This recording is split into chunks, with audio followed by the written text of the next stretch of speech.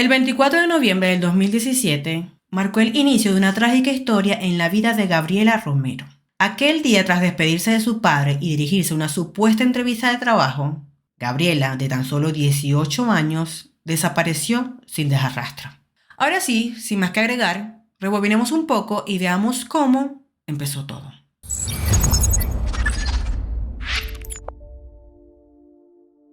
Gabriela Andrea Romero Cabarcas nació el 4 de agosto de 1999 en el barrio Simón Bolívar, Colombia.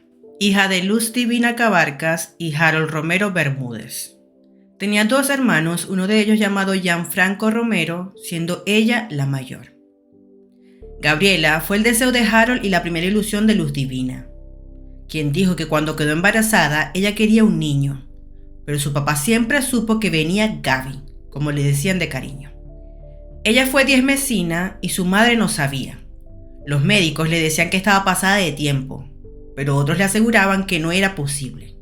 Nació grandísima y después fue que se quedó enana, recordaba su madre. Gabriela vivía en el barrio Vista Hermosa, en el municipio de Soledad, Atlántico, con su padre, su hermano menor de 16 años y una tía de su padre. No vivía con la madre, pero estaban en constante comunicación y se visitaban mutuamente. Aunque llevaba un tiempo sin vivir con su mamá, este otro anhelo estaba a punto de cumplirse. De acuerdo con Luz Divina, ya había hablado con su hija para dentro de un mes empezar a buscar una casa con el fin de mudarse con toda la familia completa. Ella tenía la ilusión de que su padre y su madre volvieran a estar juntos. Gabriela tenía un año de graduada del bachillerato en la institución educativa Francisco José de Caldas. La joven disfrutaba del dibujo y la pintura y aspiraba a cursar la carrera de diseño gráfico. Para el momento de los sucesos, estaba estudiando gestión empresarial en el SENA, el Servicio Nacional de Aprendizaje, el cual es un establecimiento público de formación profesional al alcance de todos. Meses atrás había manifestado su madre el deseo de trabajar con el fin de sumar económicamente en su casa y poder sostenerse a sí misma. Pero mientras continuaba la persistencia en su idea de conseguir un trabajo, los ingresos que percibía provenía de carteleras que hacía a sus amigos y a niños que necesitaban llevar a sus clases. Gabriela fue una joven agradable, proactiva y determinada en el cumplimiento de sus objetivos. Su círculo familiar y social la describieron como una joven alegre y extrovertida. Además de manejar relaciones amenas con las personas, era alguien que siempre estaba dispuesta a ayudar al otro. Y es así, como teniendo este contexto, es que vamos al día de los hechos. El día viernes 24 de noviembre del 2017, Gabriela Romero, de tan solo 18 años de edad, se despidió de su padre a las 5 de la mañana porque él salía a trabajar. Luego salió de su vivienda con el uniforme del SENA a las 8:30 de la mañana. Ella había indicado a sus familiares que iría a una entrevista de trabajo y luego pasaría a la institución donde estudiaba, pero nunca llegó a ese lugar. Y esta pasaría a ser la última vez que la vieron con vida. Resulta que horas después, aproximadamente a las 6 de la tarde, el padre se comunica con la madre haciendo averiguaciones si la joven se encontraba en su compañía. Pero cuando su madre se trató de comunicar con ella a través de mensajes, no le respondió. Luego la llamó y el celular sonaba apagado. Su novio también le había escrito por WhatsApp a las 9:30 de la mañana y tampoco le contestó. En sus redes sociales aparecía sin conexión, siendo su última vez a las 8:24 de la mañana. Debido a eso, se dirigieron a la comisaría a poner la denuncia de persona desaparecida y posteriormente iniciaron con la búsqueda. Días después, su hermano tomó el teléfono de su papá y se percató de que Gabriela había dejado su cuenta de Facebook abierta. De inmediato dio aviso a su padre, quien, revisando los últimos mensajes, encontró una conversación con un hombre llamado Levid Aldemar Rúa Rodríguez, de 30 años, quien la invitaba a salir y ella se negaba. Incluso le mandó fotos estando él en discotecas como para animarla, pero ella no le seguía la corriente. Luego, ella le manifiesta al hombre su deseo de trabajar, por lo que él aprovechó y le dijo que le había conseguido un trabajo en Malambo, en una casa finca de amigos cercanos que oficiaban de abogados para así cuidarle sus hijos, y podría percibir 800.000 pesos colombianos. Como a ella le interesó, la citó en el centro comercial Metropolitano. Después de esto, la policía observó una cámara de seguridad donde Gabriela quedó grabada ese 24 de noviembre caminando por el bulevar de Simón Bolívar sin sus libros de estudio. Todo indicaba que ese día salió al encuentro con ese hombre. A raíz de eso, el hombre fue contactado y fue investigado por la desaparición de la estudiante. Allí manifestó que efectivamente sí se encontró con Gabriela, pero después ella salió del centro comercial y no supo más de ella. Incluso confesó con cinismo que le había ofrecido un trabajo para cuidar un niño, pero que todo era un pretexto para verse con ella. En ese momento las autoridades no encontraron nada en su contra. Además, no posaba orden de captura o prueba alguna que lo inculpara en el caso, por lo que lo dejaron en libertad. Para el día miércoles 13 de diciembre del 2017, todo dio un giro a favor del caso, cuando una adolescente de 17 años de edad, acompañada de su padre, fueron a colocar una denuncia penal a la unidad de reacción inmediata de la fiscalía. Allí contaron el horror que había vivido por cuenta de un hombre que decía ser policía. Ante una psicóloga forense, la joven narró que todo empezó en el barrio Ciudadela 20 de julio, donde dicho hombre la intimidó con un arma de fuego para llevarla finalmente a un cambuche en una zona alejada. Yo estaba a las 9 de la mañana sentada en la puerta de una peluquería y esperaba que mi tía abriera el negocio. En ese momento se me acercó el hombre de tez clara y sacó un revólver brillante de un bolso negro y amenazó con matarme si no lo acompañaba. Caminamos hasta el centro comercial y nos montamos en un carro negro.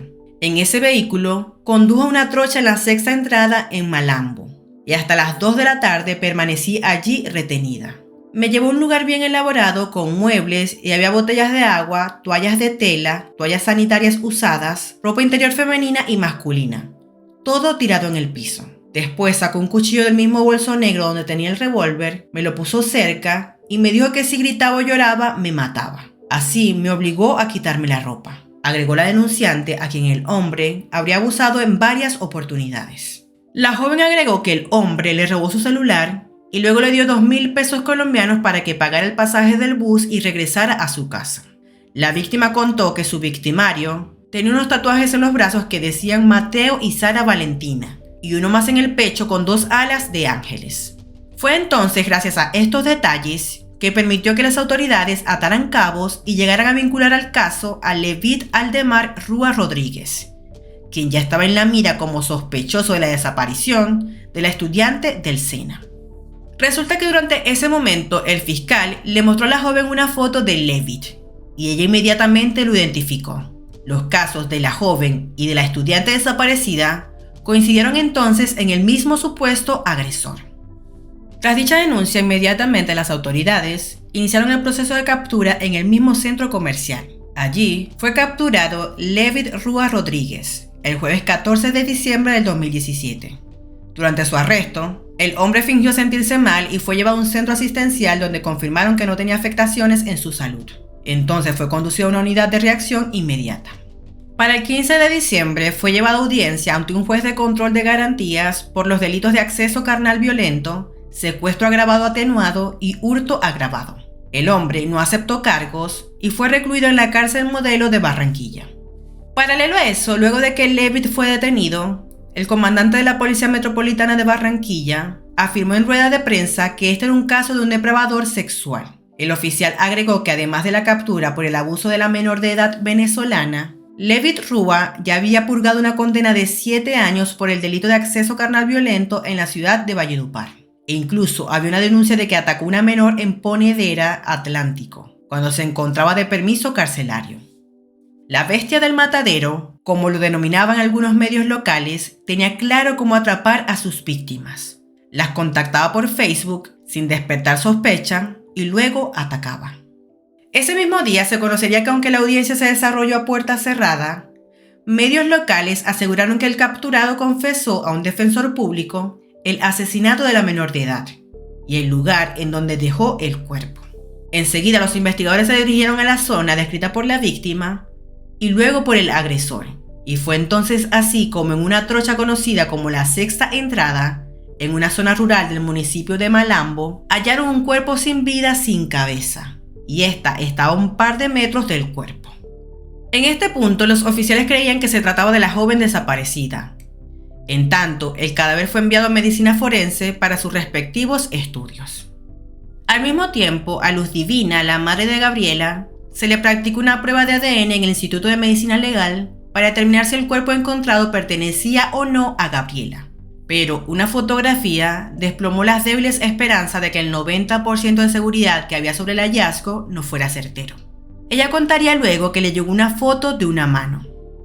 Estaba morada e hinchada y lo primero que ella vio fue una pulsera con colores Rastafari. Dijo que cuando la vio, dijo que esa no era la mano de su hija, porque ella no tenía esa pulsera. Entonces comenzó a buscar en sus fotos una donde se le viera la mano para verificar si ella la tenía. Como no pudo reconocer el detalle de la pulsera, preguntó a otra persona muy cercana a su hija, su novio.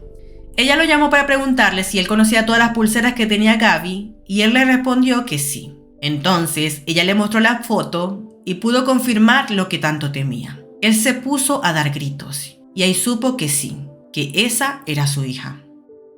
Después del hallazgo y de confirmar que efectivamente se trataba de Gabriela Romero, el día viernes 22 de diciembre del 2017, Leavitt fue también acusado de feminicidio agravado, acceso carnal violento agravado, desaparición forzada agravada y hurto calificado agravado. El ex uniformado, quien se declaró inocente de los cargos, fue trasladado a la cárcel del Bosque, en donde permanecería mientras continuaba el proceso judicial en su contra. Durante esa audiencia, el fiscal 11 de la Unidad de Reacción Inmediata facilitó detalles de la forma como este abordó a la joven a través de la red social de Facebook. El texto de la conversación por el chat de la red social mostró cómo el hombre contactó a la estudiante 9 días antes y la convenció de encontrarse con él en un centro comercial el 24 de noviembre, día en que ella desapareció. El hombre en un inicio le hizo creer a la joven que era policía activo para ganarse su confianza, pero en realidad era ex policía. Resulta que Leavitt Aldemar Rúa Rodríguez fue patrullero de la Policía Nacional del 2008 al 2010. En estos 2 años como uniformado, estuvo adscrito al Comando de Policía del César. Aparentemente, en su último año como miembro de la institución, torció su camino tras abusar sexualmente de varias jóvenes en el departamento de César. Esto le valió su destitución después de tener 6 denuncias por delitos sexuales, lesiones personales y amenazas. En el 2011, por esas evidencias, fue capturado en Valledupar. Pagó 6 años de condena en el penal de máxima seguridad, pero tras cumplir su condena habría seguido con sus malas andanzas, pues antes de su libertad, en enero del 2017, tuvo un permiso de 72 horas, el cual usó para retornar a su natal Ponedera y allí volvió a atacar a una joven. Volvió a la cárcel y el 5 de mayo del 2017 quedó libre. A partir de esta fecha, estaría cometiendo permanentes abusos contra jóvenes. Allí también se conoció la versión de que mientras estuvo en el centro penitenciario de Valledupar, Leavitt estuvo en contacto con Luis Alfredo Garavito, considerado el mayor asesino y abusador de niños en Colombia. Gracias a la denuncia y su guía casi perfecta, la joven venezolana, pese a no ser del país y ni siquiera vivir en la zona, pudo describir con acertados detalles a su victimario y el lugar donde la abusó. El mismo lugar donde alguna vez Gabriela peleó por su vida, pero no pudo ante la fuerza irracional de Leavitt. Asimismo, la directora de la Fiscalía en Atlántico había declarado hace varios días que Leavitt Rúa habría abusado entre 9 y 10 mujeres en Valledupar y los departamentos de Sucre y Atlántico. Sus víctimas se encontraban en un rango de edad entre 15 y 18 años. Finalmente, 2 años después, para el 21 de marzo del 2019, Leavitt Rúa Rodríguez fue condenado por el juez primero penal del Circuito de Soledad a 37 años por el abuso de la joven venezolana, mientras el proceso en su contra por el abuso y posterior asesinato de Gabriela seguía en firme. El juez le dio credibilidad al testimonio a la misma víctima que declaró en el juicio oral. Durante el juicio, el abogado de Leavitt buscó demostrar ante el juez que su defendido tuvo un mutuo acuerdo con la menor venezolana para tener relaciones y que habían acordado el pago de 100.000 pesos colombianos. No obstante, la fiscalía aportó testimonios y pruebas alegando que no fue acordado y que la menor fue obligada por Leavitt Rúa con un arma de fuego para que se montara en un vehículo, cuando ella esperaba una tía que abriera la peluquería donde laboraba. Tras la sentencia, el abogado de Leavitt aclaró que iba a apelar esa decisión. Posteriormente, durante los siguientes años, hubo múltiples aplazamientos en la etapa preparatoria por el crimen de Gabriela, en la mayoría de las veces por solicitud del abogado de Leavitt. Sin embargo, casi después de 4 años del suceso, el lunes 27 de septiembre del 2021, dieron nuevamente inicio al juicio contra el ex policía. Allí presentaron algunos testigos y luego dijeron que el juicio seguiría el próximo 14 de octubre. Más tarde, durante otra audiencia, 2 peritos forenses que estuvieron en el procedimiento de inspección manifestaron que en el lugar se hallaron elementos como partes de prendas de vestir y empaques de preservativos. Sin embargo, después de 4 años de ocurrida la muerte de Gabriela, uno de los procedimientos más reveladores dentro de la diligencia fueron las imágenes del levantamiento realizado el 15 de diciembre del 2018, pues el encargado enseñó ante los presentes e incluso ante el mismo Levitt Rua las fotografías de cómo fue hallado el cadáver de Gabriela y los elementos con los que se logró su identificación. Entre estos había collares, pulseras y parte de su vestimenta. Sin duda, para los presentes, la imagen que más llamó la atención fue la de la mano derecha de la estudiante, que tenía sus dedos semienterrados en la arena, al parecer en señal de resistencia. Para ese tiempo, durante una entrevista, Luz Divina, la madre de Gabriela, comentó que se les desvanecían las esperanzas de ver una sentencia justa, ya que después de 4 años aún estaban a la espera de una condena. Luz Divina espera que la sentencia llegue pronto, no solo para el acusado, sino también para los cómplices que guardaron silencio ante los crímenes de Rua. Entre plazos que hubo nuevamente, lo último que se supo acerca del caso es que el viernes 3 de marzo del año pasado, 2023, debió suspenderse la continuación del juicio oral contra Levitt, luego de que ésta amenazara de muerte a una testigo presentada por la fiscalía. Lo que pasó fue que en medio de la audiencia, el hombre pidió permiso al juez para ir al baño y en medio del protocolo de vigilancia desvió su camino hacia donde estaba una testigo que presentaba a la fiscalía para atestiguar en su contra y le dijo al oído: "Te vas a morir". La mujer, al parecer, inmediatamente se acercó a la fiscal del caso y le notificó de lo ocurrido. El representante del despacho fue informado y ordenó inicialmente la suspensión de la audiencia y trasladaron al hombre nuevamente. En ese sentido, fue llevado para su reseña y para que se tramitara una nueva audiencia de imputación de cargos por amenazas, lo que se convierte en otro proceso más en su contra. Hasta los momentos, se espera que finalmente Levitt Rua pueda ser condenado por el crimen de Gabriela, para que así su familia pueda descansar en paz y recibir justicia. Pero bueno, hasta aquí el caso de hoy. Como siempre les digo, cualquier duda, comentario o sugerencia para un nuevo caso, me lo pueden dejar en la caja de comentarios. Ya saben, mi nombre es Mayra, pero pueden decirme Machi. Nos vemos en un próximo video.